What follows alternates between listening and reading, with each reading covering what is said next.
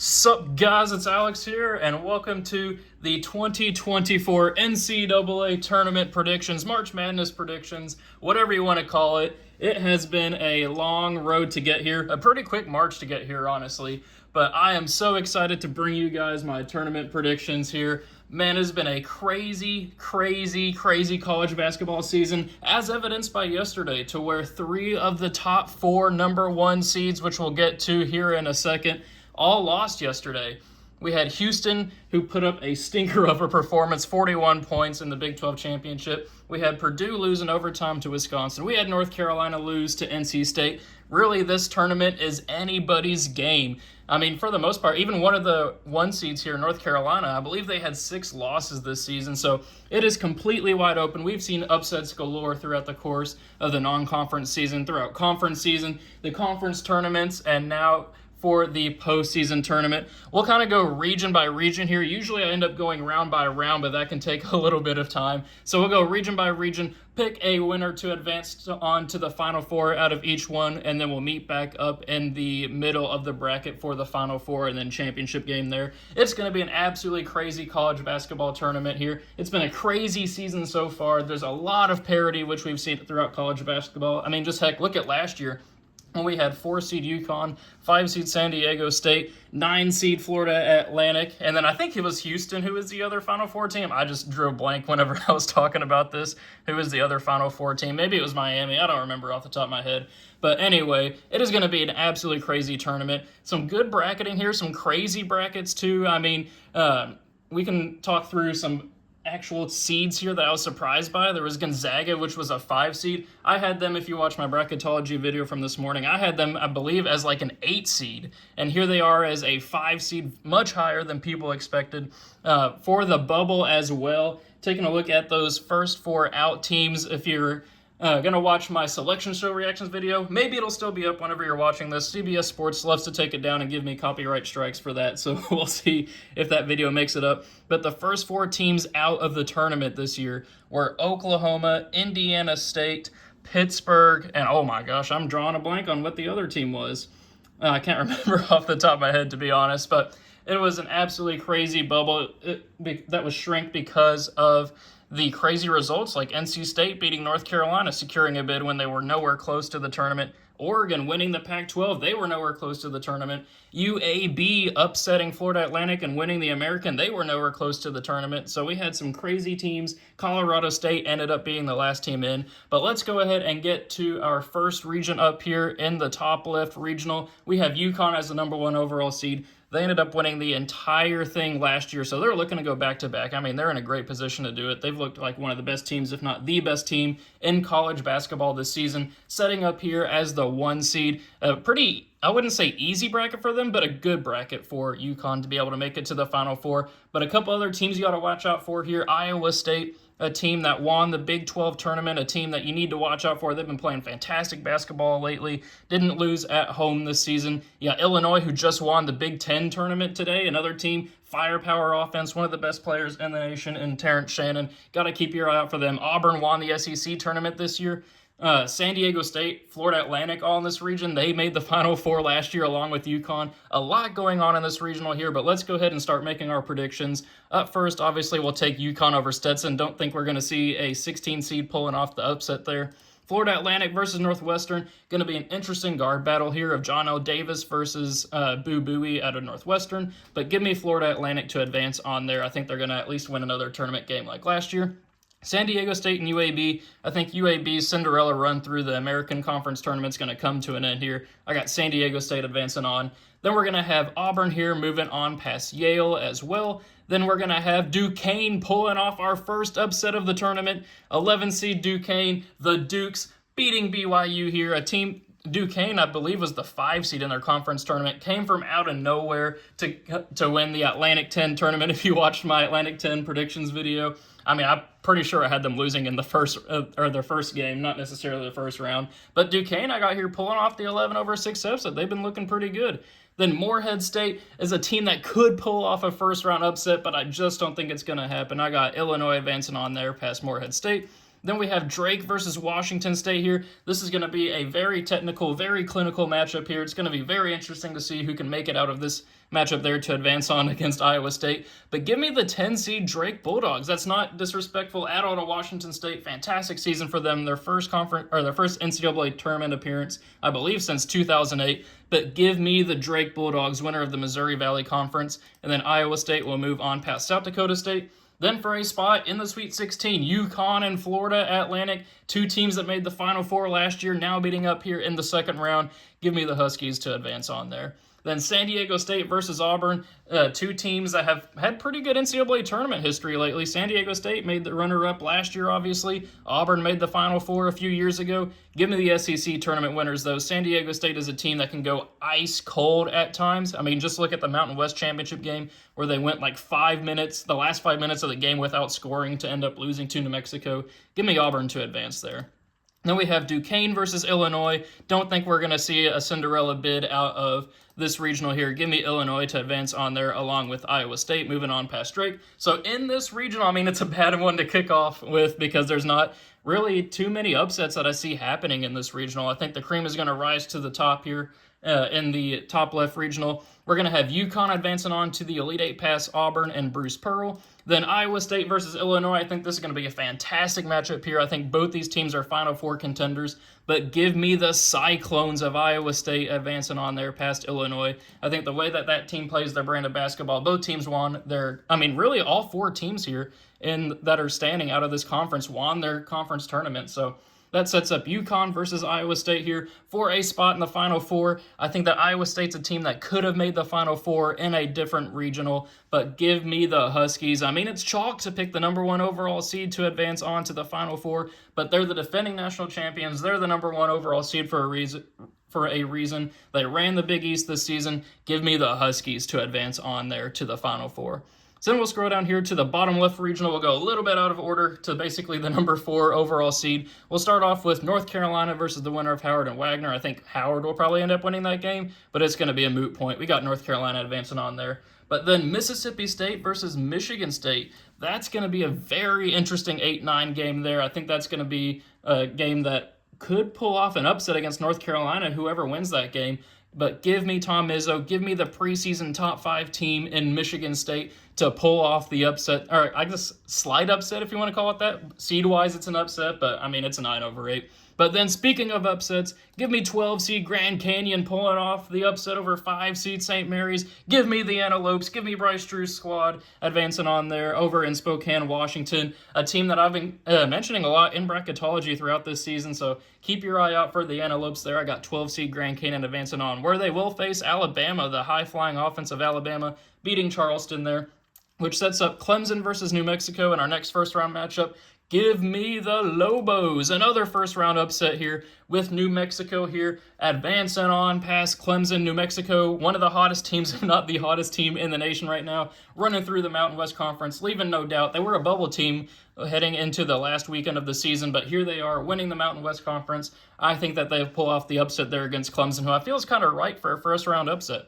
Then Baylor versus Colgate. The Fighting Toothpaste will not live to see another day. We got them falling to Baylor there. Then I got 10 seed Nevada beating Dayton. I think Dayton's, they got a very favorable seed and a very favorable first-round matchup here. I viewed them more as like a 9 seed, maybe 10 seed. They kind of sputtered there to the end of the season. But give me 10 seed Nevada pulling off the upset there over Dayton. I just think Nevada's playing better basketball here lately. And then Arizona State, we got beating Long Beach State. Then for a spot in the Sweet 16 here, give me the upset. Give me 9-1 Michigan State there, beating North Carolina. North Carolina made the national championship game 2 years ago. Didn't even make the tournament last year. I got them falling here in the second round to Michigan State. Michigan State, a team that was a top 5 preseason team. They have the talent. They're playing better basketball lately. They have a legendary coach in Tom Izzo. There's always a 1 seed that falls earlier than people expect them to. I got it being North Carolina here with 9 seed Michigan State advancing on. where they will face Grand Canyon, who's going to pull off the upset against Alabama. We're going to have a 9 versus 12 here in the Sweet 16. I told you guys the upsets were coming. We had a chalk regional there, but we do not have a chalk regional here. We got 12 seed Grand Canyon, the firepower of that offense. I think the fans are going to travel well as well, especially if they win in the first round there. Alabama's got to travel across the country to Spokane, Washington. I think that their offense could go ice cold against Grand Canyon. I got the upset happening there. And speaking of upsets, we're keeping it going. We got 11 seed New Mexico upsetting Baylor. Maybe that's a bad pick. Maybe I'm going too much with Narrative Street and kind of momentum lately. But why not go with an 11 seed there? It's going to be a crazy college basketball tournament here. March Madness for a reason. Why not go with New Mexico advancing on there? And I thought about picking Nevada to have a 9, 10, 11, and 12 here out of this regional, but I think Arizona will beat Nevada and advance on to the Sweet 16. So pretty crazy Sweet 16 here in this conference. Michigan State versus Grand Canyon. I got Michigan State ending the Cinderella run of the Antelopes there and advancing on here to the Elite Eight, where they will face Arizona. I'd love to see New Mexico continue their Cinderella run as well, but I think that Arizona is going to win that matchup there and advance on here to the Elite Eight, where we have 2 seed Arizona and 9 seed Michigan State for a spot in the Final Four. This is a great matchup here for Caleb Love and Arizona, but it's March Madness for a reason. We got 9 seed Michigan State advancing on here to the Final Four out of this regional. It took them a while to show it. They made their way to the bubble kind of in late February, but I think they've been playing much better basketball lately. I think that their coaching, talent, gets them to the Final Four here, and even out of this specific regional, the bottom left last year, that's where Florida Atlantic came out of last year. Maybe we see another low seed making the Final Four out of that regional, so it'll be very interesting to see if I'm right there. I got Michigan State advancing on. So then we'll move on down to the bottom right regional actually here with Purdue versus the winner of Grambling and Montana State. I think Grambling's going to win that one, but again, a moot point. Maybe it's not a moot point against Purdue because obviously they lost to Fairleigh Dickinson last year. They lost to St. Peter's 2 years ago. They lost to North Texas or Ohio 3 years ago, something like that. 3 straight years of losing to double-digit seeds, but it's not going to happen here, at least for now. They are going to beat Grambling. Then we're going to go with TCU pulling off the slight 9-8 upset over Utah State. Then I mentioned earlier, Gonzaga, I think, is too highly seeded right now as a 5 seed. Give me McNeese pulling off the 12-5 upset, coached by Will Wade. This is a very fun team to watch. Another team that I've been shouting out in the bracketology videos throughout the course of the season. 30-3 this season. Give me McNeese pulling off the 12-5. Then a lot of people have Samford pulling off the upset against Kansas. I just can't bring myself to do it. I got Kansas with Bill Self. Down season by Kansas standards for sure, but I got them beating Samford there. Then we're going to go with 6 seed South Carolina here, moving on past 11 seed Oregon. Then, actually, I should give credit to Oregon. Made that run in the Pac-12 last season of the Pac-12, but I got Lamont Paris and the team that was picked last in the SEC in the preseason pulling off the victory here. Then we got Creighton moving on past Akron. Then Texas beating the winner of Colorado State and Virginia, which I think would be Colorado State. And then we got Tennessee, sadly, putting an early end to the run by St. Peter's this year. I don't think St. Peter's is going to have another crazy NCAA tournament run this year. They don't have Doug Eater. They don't have the Magic this season. I got Tennessee advancing on. So, for a spot in the Sweet 16, Purdue versus TCU. I think Purdue will end up winning that one there to at least advance on to the Sweet 16. McNeese and Kansas. I really want to pick McNeese to pull off the upset there. I really do, but I can't do it. I got Kansas advancing on there with the squad. Then South Carolina and Creighton. Give me Creighton advancing on past South Carolina. And then Texas versus Tennessee. Give me Dalton Connect and Tennessee. As much as I want to see Kentucky lose there, or not, as a Kentucky fan, I want to see Tennessee lose. I just don't think it's going to happen. We do have to mention, though, that Texas versus Tennessee matchup would be a Rick Barnes revenge game. Used to coach at Tennessee. Or no, used to coach at Texas. Now he coaches at Tennessee. Also a battle of the orange teams if you care about that kind of stuff. But now for a spot in the Elite Eight, Purdue versus Kansas. I think this is going to come down to the health of Hunter Dickinson and Kevin McCullough for Kansas. I mean, it's such an even matchup there, Purdue and Kansas. But you know what? Give me Purdue to advance on there. I can't bring myself to do it. Not with the 10 losses that Kansas has had this season. 9-9 in their last 18 games. But then we have Creighton versus Tennessee here for a spot in the Elite Eight. Give me the Blue Jays pulling off the 3-2 upset. I think that that team made it to the Elite Eight last year. I saw that game against San Diego State live to advance on to the Final Four, which San Diego State won. But I got Creighton moving on there with Ryan Kalkbrenner, with Alexander leading that charge. I think that would be a fun matchup to watch. But I got Creighton winning that one, which sets up Purdue versus Creighton for a spot in the Final Four. Do I think this will be the year that Purdue will make it? No, I do not. I got 3C Creighton, the Blue Jays, advancing on out of the Big East tournament and here into the actually, they didn't advance out of the Big East tournament. They lost to Marquette, I believe. But they lost to Providence, who then ended up losing to UConn. But anyway, we got them advancing on here to the Final Four. I think that Purdue struggles there if Creighton finally has a big down low Ryan Kalkbrenner who can put Zach Edey to the test, and I think that Creighton's supporting cast is just better than Purdue's with Baylor Shireman as well. I forgot to mention him. So now we move up here to the final regional, the top right regional. 15 minutes into the video. This is going to be like a 20-minute video at this point. We have Houston moving on past Longwood. The Lancers, middle school kids are going to be crying after that matchup. Texas A&M pulling off the 9-8 upset over Nebraska. I really liked both of those teams to move to the second round. It sucks that they had to be paired up against each other. But then give me another 12-5 upset. I got James Madison beating Wisconsin. It feels terrible after Wisconsin just beat Purdue and made a run in the Big Ten tournament. But they have 12 losses this season. I had been out on them for pretty much the whole season if you've been watching my bracketologies. James Madison, 31-3 this year, a team you got to keep an eye out for. Give me the Dukes, where they will end up facing Duke. Funny enough, who I think will beat Vermont. Texas Tech versus NC State. Give me NC State pulling off the 11-6. I think Texas Tech could easily win that matchup there, but I'm going to go with the narrative. I'm going to go with America's team with NC State, America's player and DJ Burns. Give me NC State pulling off the 11-6. Then I got Kentucky beating Oakland. Don't think a 3 seed is going to fall to a 14 seed this tournament.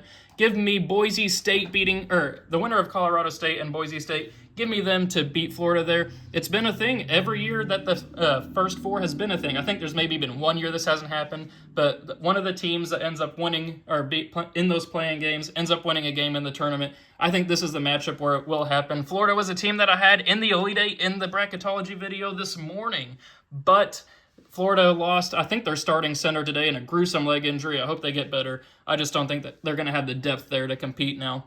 And then we're going to have Marquette beating the Hilltoppers of Western Kentucky. Shout out to my Doobie KU Hilltoppers in Big Red, but I don't think that they're going to beat Marquette, obviously. Then for a spot in the Sweet 16, Houston and Texas A&M. I really want to pull off the upset there with Wade Taylor, Tyrese Radford, and Texas A&M, but I think that Houston's going to be on a revenge run here after their crazy loss in the Big 12. Then James Madison versus Duke. As much as I want to pick the Dukes to win, give me singular Duke with the Blue Devils advancing on there to the Sweet 16. Then we have Kentucky advancing on here past NC State. I think that Kentucky's firepower of an offense will propel them forward here to the Sweet 16, and then their trio of bigs can handle DJ Burns down low.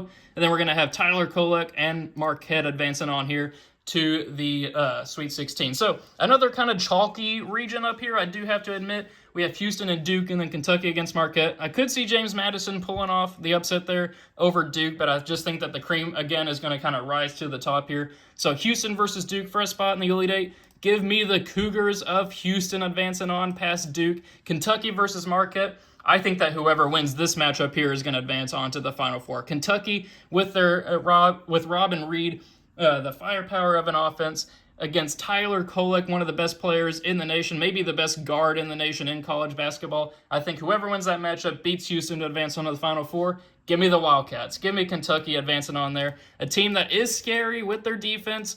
A team that can go cold at one point. It's going to be a matter of if they can just outscore their opponents. I mean, that's the name of the game. That's how you win a game, but it truly is the case with Kentucky. Give me Kentucky, though, advancing on past Marquette. I think that they'll be able to limit Tyler Kolek to like 25 points or something like that, and their supporting cast will step it up there, which sets up Houston versus Kentucky here for a spot in the Final Four. As I mentioned, I think whoever wins the matchup between Kentucky and Marquette advances on to the Final Four. Give me the Wildcats. I mean, I feel like it might be a homer pick. Maybe you guys agree, but I believe that Kentucky can advance on. There are a lot of people's pick to advance out of this regional here, which sets up a Final Four matchup. Actually, I should say why I think they're going to beat Houston before I just go off into the Final Four. I think Houston's a team that relies through their guard play there. I think with LJ Cryer, I think that Kentucky's guards will outplay them there and advance on here to the Final Four, and it just scared me yesterday. Seeing them score 41 points, losing by 30, knowing that's in the range of outcomes for Houston, kind of scares me a little bit. So here in the Final Four, almost 20 minutes into the video, we have finally made it down to our Final Four. We have only one seed in UConn. We have 2 3 seeds in Kentucky and Creighton, and then a 9 seed in Michigan State. So I feel like it's a pretty good Final Four here, not too chalky. We do have a little bit of chalk. We have an upset pick in there, kind of a Cinderella story, and then some sleeper teams. So at first, UConn versus Michigan State. I don't know how you can pick against UConn in that matchup there. I got the Huskies advancing on. So then we have Kentucky and Creighton, the matchup here of 3 seeds to advance on to the final or to the championship game. I mean, I don't know how you can do a pick against them. I'm going to go with the Kentucky Wildcats advancing on here to the championship game. Kentucky beating Creighton here in a matchup of the guards and down low. A battle of the blue teams as well, which sets up a rematch of the 2014 national championship game, Connecticut and Kentucky. I mean, Kentucky's a team that's going to cause a lot of conversation in the comment section below, not just for Kentucky, but also me as a Kentucky fan. I mean, I believe in the team. They were one of Jay Billis's 8 teams that could win the national championship in the article he posted last week. A lot of people might be predicting them to advance on here, but I got the Huskies going back-to-back, first time since 2006, 2007. I mean, I just like watching them play this year, and just the combination of people that they have with Klingon, with Newton kind of leading the charge there, and Dan Hurley as the coach. They won the championship last year, looked like a dominant team again this year. I mean, it sucks to pick the number 1 overall seed to win, but that's just how I see it playing out. I mean, in terms of national championship contenders, you could easily pick UConn, you could pick Kentucky, you could pick any of the 1 seeds, Houston, Purdue, North Carolina, Arizona, Illinois, throw them in there, Iowa State. I probably would have had Iowa State beat Kentucky, honestly, if those 2 teams were paired up in the same conference. So keep that in mind if you're watching to the end of the video and you're like, why isn't Iowa State in there? It just sucks that they were paired up with UConn before Iowa State could make it to the Final Four. They were on my championship shortlist. So there we have it, 21 minutes into the video. Thank you guys for watching. I really hope you enjoyed it. Let me know what you think of my predictions in the comment section below. I'm sure I'm going to get a ton of crap for picking the number 1 overall seed to win it all and Kentucky in the national championship. But that's just how I see it playing out. Those are my gut reactions. We'll see if that is actually the bracket that I submit in the subscriber league, which you'll see in the tournament challenge coming, or video coming later on in the week, probably tomorrow actually. But yeah, let me know what you guys think of my predictions. Let me know your own predictions in the comment section below. Thank you guys for watching. Hope you enjoyed it, and I will see you all later.